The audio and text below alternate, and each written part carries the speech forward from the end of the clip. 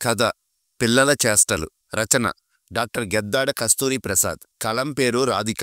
ఈ రోజుల్లో పిల్లలు తల్లిదండ్రుల మాట ఎక్కడ వింటున్నారు? వాళ్ళ మాటలే మనం వినాలి. సెల్ ఫోన్ ఇవ్వకపోతే ఊరుకోరు. ప్రతిదానికి ఏదో ఒక వంక చెప్పి బెదిరిస్తూ ఉంటారు అంటూ వాపోయింది లలిత. అవును లలిత, పిల్లలను పెంచడం కత్తిమీద సాములా తయారయ్యింది. వాళ్ళు ఏదంటే అదే మనం చెయ్యాల్సి వస్తుంది. మా అబ్బాయిని మొదట స్కూల్లో వేసినప్పుడు ఆ రోజైతే వెళ్ళాడు. ఆ మర్నాడు స్కూలుకి వెళ్ళమని లేపుతుంటే ఈరోజు వెళ్ళాలా అని అడిగాడు. అసలు మెదడు ఉపయోగించడు. 1+1 ఎంత అంటే క్యాలిక్యులేటర్ తీస్తాడు అంది లత.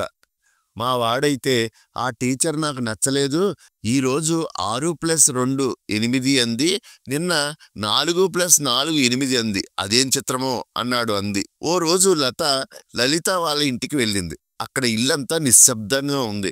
ఏమిటి విషయం, నీవు సీరియల్స్ చూడడం లేదేమిటి అని అడిగితే, పిల్లలు టీవీ చూసి చదవడం లేదని టీవీని అటక మీద పెట్టాం అని అంది. ఓహో, మరి పిల్లలెక్కడా? అస్సలు శబ్దమే లేదు అని అడిగింది లత. వాళ్ళు అటక మీదే ఉన్నారు టీవీ చూస్తూ అంది లలిత.